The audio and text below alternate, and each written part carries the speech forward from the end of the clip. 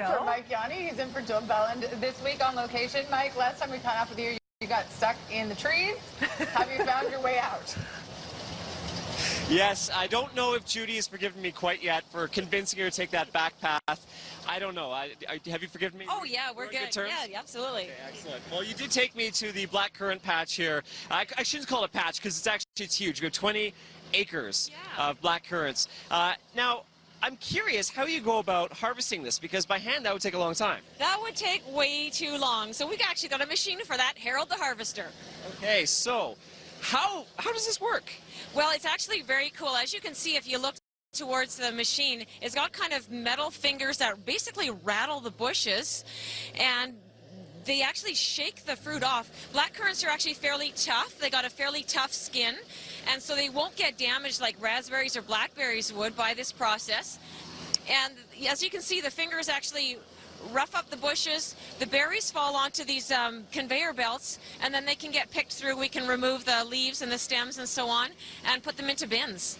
How long would it take to harvest, let's say, even 1 acre?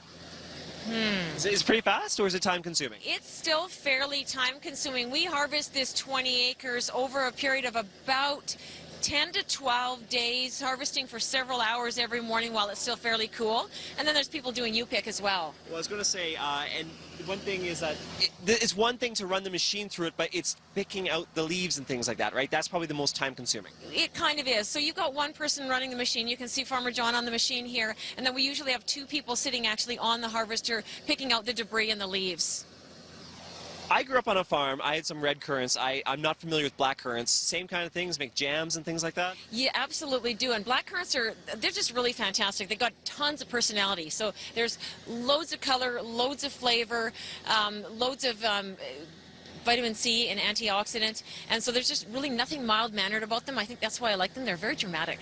No doubt. And they're not quite ready. I don't know if there's any that we can actually see. Is there any? Oh, there's some bunches here. So yeah, they actually kind of hide under the bushes here. So you can see that they're getting there.